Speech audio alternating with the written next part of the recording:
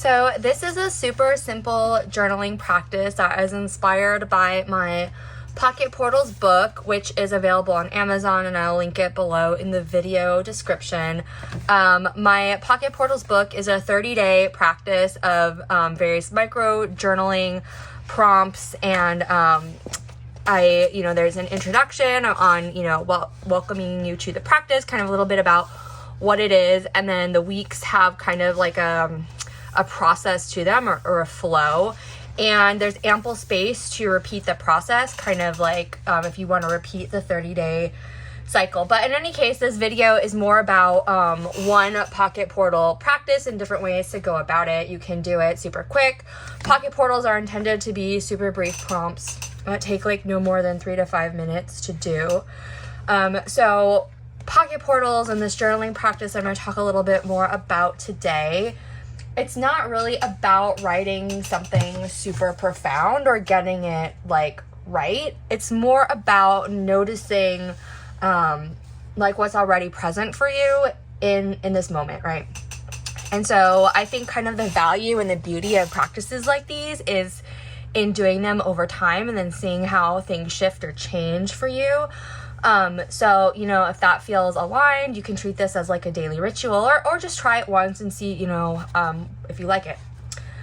So let's dive into the practice. So whenever I start to do kind of like a more reflective practice, I like to kind of take a moment to settle, to kind of more intentionally transition into a more intentional space, right? So whatever, your ritual looks like for you, just like taking a breath or whatever. And then I'm going to use a prompt to demonstrate today. That's actually the first prompt from my Pocket Portals book. It's one of my ground and arrive prompts, right? And the prompt is really simple. I'll just go ahead and write it at the top of the page. The prompt is write 3 words that describe you right now. So 3 words that describe you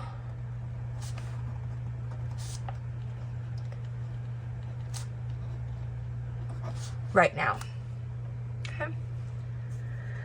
And then I think a lot of the beauty of pocket portals really comes from how this prompt gets answered. Okay. And I'm going to share 5 different ways. I think, first of all, there's like a meta way of writing. So that meta way is for whatever the method that you use to answer, writing in fragments or images or sensations or just simple words, right? There's no structure that you have to follow here, okay? So the first way number 1 to answer is to just free write. So 3 words that describe you right now, and you just come up with them from the top of your head, okay? The second way is to use charms. So I've talked in my previous videos about choosing intentionally or deliberately versus randomly, and how different ways of choosing can bring up different experiences. So the second way to choose or to answer this is to kind of choose 3 charms. So, I choose balloon, I have a unicorn, and I have a paw print, right? So you could kind of use those again to answer kind of more literally, or kind of sit with, your personal association to balloons, maybe lighthearted or, a sense of playfulness, inner child, and kind of go through it that way. The third way is to use cards of some kind, right? So this is, Dixit, Oracle, tarot cards. So the idea of random versus deliberate applies here as well.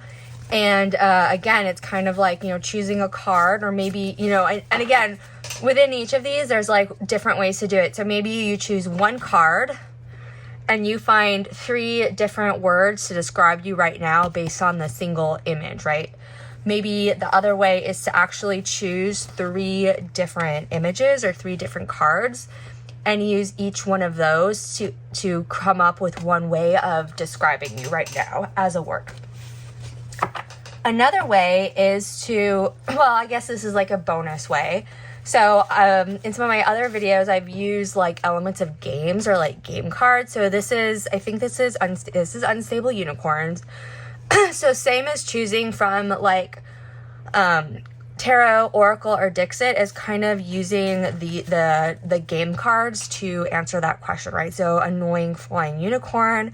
So maybe I'm pulling from, the title of the card. So maybe a word to describe me is rhinocorn. Or, maybe because like this one, some of them have like actions or descriptions on them. So maybe you're pulling from the description, magical unicorn card. So maybe a word is magical. If this card is in your stable at the beginning of your turn, you may destroy a unicorn card. If you do, immediately end your turn. Maybe my word is destroyer. Or maybe I'm pulling from the image, right? So cards that have words and images actually have a lot of information to pull from, right? So this is kind of like bursting through. So maybe, the word is emergent. So that's like another fun way to use kind of, I don't want to say unusual, but different ways of using cards from games. And then, what is it? Is this my third way? Yeah, so this is my, this is my fourth way, my actual fourth way that I had written down. So I made a bunch of different types of what I think of as like archetypal or concept cards, and I'm just gonna, show two of them here. But one is like different types of archetype or role cards. And then the other one is these, I think of these as like healing concept cards or like healing items, right? So maybe I could pull from one, and really for any of these you could mix and match. So, maybe a word that describes me is glue. Maybe an archetype that I feel that describes me today is unicorn. And the other thing is sometimes what emerges is the opposite, right? So I might pull an archetype of critic, and I might sit with that and be like, I actually really don't feel like a critic. That feels very not aligned. What actually feels more aligned is nurturer or compassionate one or compassion. So sometimes the opposite gets evoked by what you choose. And then finally, my last fun way of answering a question like this, or a pocket portal, is to pull from my ever-growing collection of paint chips. So I might, choose randomly together. So maybe I feel a word to describe me is connected, under the stars. So maybe wonder. So lots of different ways to kind of play with creative ways to expand how we're thinking about ourselves. And really the idea is to kind of get unstuck from typical ways of, answering about ourselves or thinking about ourselves, right? Because in this type of a practice, it's not always about really big insights. Sometimes what is the most powerful is just kind of noticing how your inner world can shift when you access it from different angles, or when you just give it space to like speak to you, right? And so in the full Pocket Portals journey in my 30-day book, each day explores a different layer, right? I share it. It's written here. So, the first day is ground and arrive, where we have presence and awareness, feel and flow, see and imagine, which is really about play and creativity, reveal and transform, nourish and tend, connect and celebrate, and then reflect and reset.